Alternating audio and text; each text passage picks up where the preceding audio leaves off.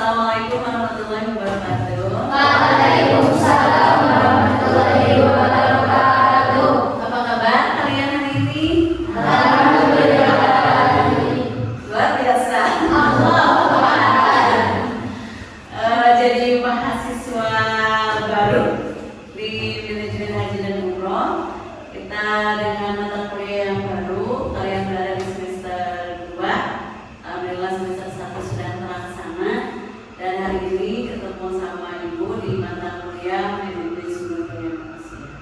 Adapun kompetensi pembelajaran di MSDM ini dengan CPL-nya menerapkan konsep MSDM dalam konteks penyelenggaraan haji dan umroh. CPMK-nya menganalisis, merancang, mengevaluasi sistem MSDM. Sub-CPK-nya rekrutmen, pelatihan, penilaian kinerja dan pengembangan sumber daya manusia. Alur proses MSDM yaitu Ibu bicara dulu tentang konteks metode pembelajarannya biar kalian memahami dari awal sampai akhir metode apa yang kita Ibu sampaikan pembelajarannya tentang kalian. Materi intinya dari perkuliahan ini adalah konsep dasar MSDM, rekrutmen dan seleksi petugas haji, pelatihan dan pengembangan kompetensi, penilaian kinerja berbasis pelayanan jamaah, kesejahteraan etika kerja, terus strategi pakai case based learning, project based learning, diskusi kelompok dan presentasi. Diskusi kelompok sudah terbiasa kan? Ya, simulasi role play pelayanan jamaah. Ini menggunakan project. Jadi kalian nanti ada penelitian terhadap KBIH atau travel haji dan umroh untuk mengetahui tentang pelayanan yang diberikan oleh petugas haji atau petugas umroh dalam melayani jemaahnya. Karena biaya haji dan umroh kan mahal, jadi harus benar-benar pelayanan. Itu metodenya. Lalu sampaikan, mudah-mudahan kita sampai di 16 hari pertemuan, di 8 pertemuan ada UTS dan 16 pertemuan ada UAS. Adapun tugas-tugasnya, Ibu setiap pembelajaran ada tugasnya masing-masing. Contohnya diskusi atau membuat resume, juga membuat jurnal. Proyek tersebut harus dimuat di dalam jurnal. Oke, paham? Harus paham. Oke. Sedikit Ibu ke pretest dulu, sejauh mana kalian memahami tentang MSDM, manajemen sumber daya manusia. Silakan bagi 4 kelompok. Mungkin bagi laki-laki 1 kelompok saja ya, contoh sedikit. Laki-laki 1 kelompok, terus perempuan dibagi 3 kelompok. Berarti ada yang 3, ada yang 4. Silakan, apa mau berkelompok? Ya, berkelompok. Mau duduknya diskusi, setelah diskusi berkumpul atau mau sendiri-sendiri? Berkumpul. Silakan berkumpul.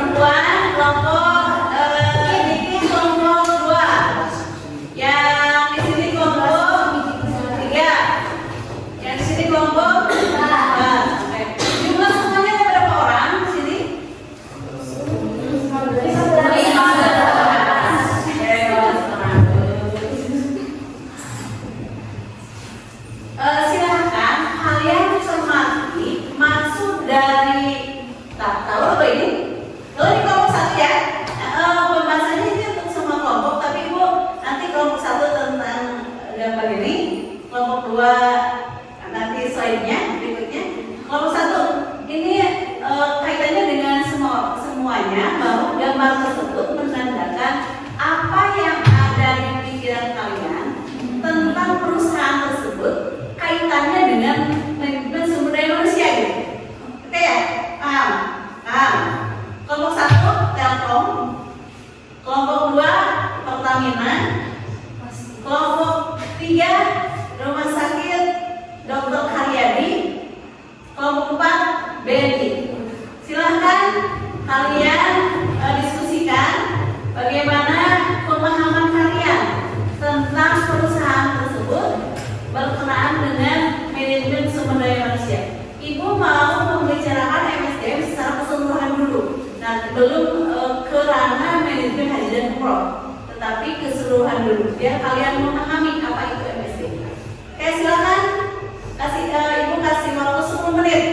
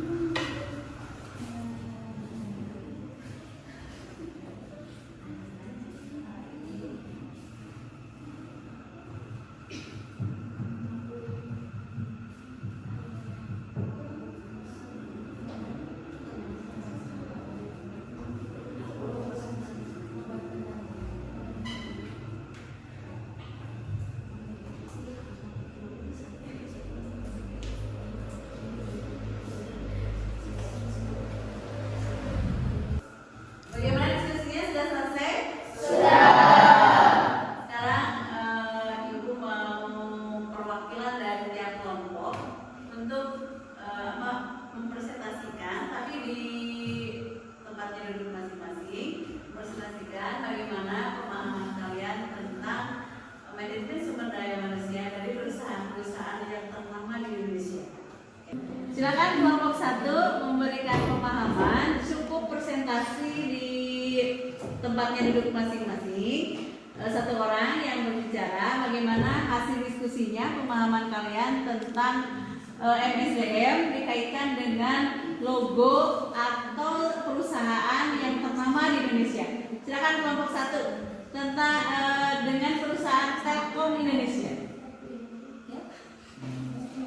Gambar ini adalah logo Telkom Indonesia dengan slogan yang artinya 1. Komitmen perusahaan terhadap karyawan dan pelanggan. Yang kedua, fokus pada pembangunan sumber daya manusia. 3. Membangun budaya kerja yang humanis. Dan yang terakhir, strategi SDM yang berbasis pelayanan. Oke, tepuk tangan untuk kelompok 2. Silakan. Maksud dari logo Pertamina dan program Mas ini untuk poin pertama kualitas pelayanan SDM, untuk poin kedua standarisasi proses kerja, yang ketiga peningkatan kepuasan pelanggan, yang keempat daya kerja dan etika, yang kelima pengawasan dan evaluasi SDM. Bagus. Kelompok 3. Maksud logo ini memiliki slogan sahabat menuju sehat. 1. Membangun budaya kerja kolaboratif. 2. Mengembangkan kompetensi berkelanjutan. pembelajaran, 3 kesejahteraan dan motivasi SDM, dan yang terakhir reputasi dan kepercayaan publik. Tepuk tangan. Terakhir tentang bank, pasti dengan bank, hubungannya dengan BNI. Silakan. Jadi maksud gambaran logo BNI ini dengan slogan melayani negeri, kebanggaan bangsa, dengan makna sebagai 1. Pelayanan prima berbasis SDM, 2. Komitmen terhadap bangsa dan negara, 3. Pengembangan kompetensi karyawan, 4. Employer branding. Oke. Terima kasih kepada kalian yang sudah pemahamannya luar biasa tentang MSDM, tentang sumber daya manusia. Kalau berbicara tentang sumber daya manusia, berarti ada apa di dalamnya? Ada siapa? Manusia. Ya. Berarti di sini ada manajemen itu apa sih? Siapa yang tahu tentang manajemen? Apa itu manajemen? Pengelolaan. Apa lagi? Data. Mengatur, pelayanan. Terus mengatur. Ya. Jadi kalau manajemen sumber daya manusia berarti mengatur siapa? Manusia. Berarti manusia. Jadi tugas dari MSDM itu adalah bagaimana cara mengatur manusia. Manajemen adalah caranya, gitu ya. Supaya kan hidup kita ini ada aturan, ya kan?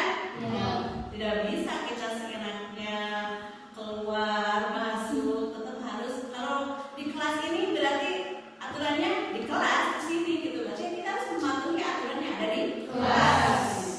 Yang terpenting di dalam kehidupan bernegara, konteksnya bernegara, pasti ada siapa? Ada pimpinan. Pimpinan itu siapa? Manusia, ya kan? Nah, manusia. Kalau negara dipimpin oleh pimpinan seorang manusia, berarti harus ada yang mengatur negara. Siapa yang mengatur negara?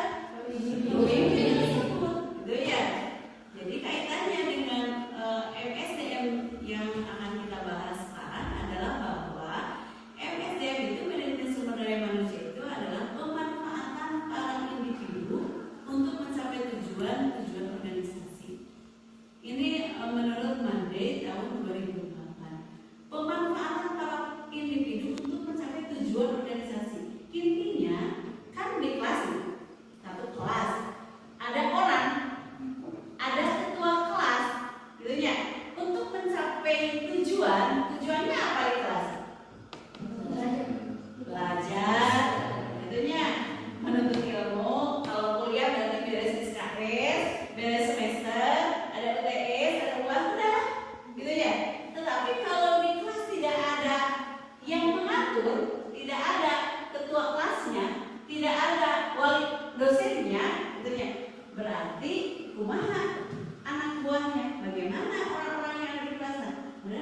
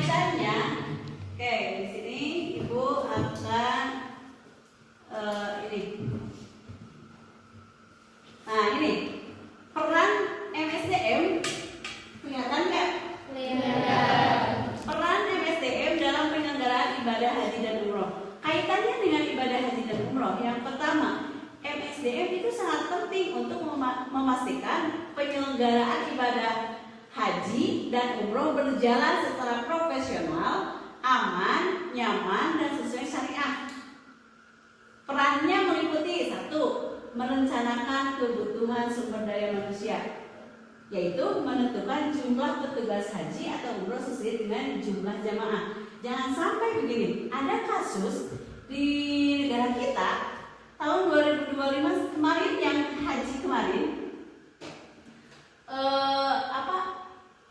Kementerian Agama membuka lowongan pekerjaan, membuka petugas bagi petugas jamaah haji 1.300 dibuka untuk petugas yang berbeda-beda gitu. Ya.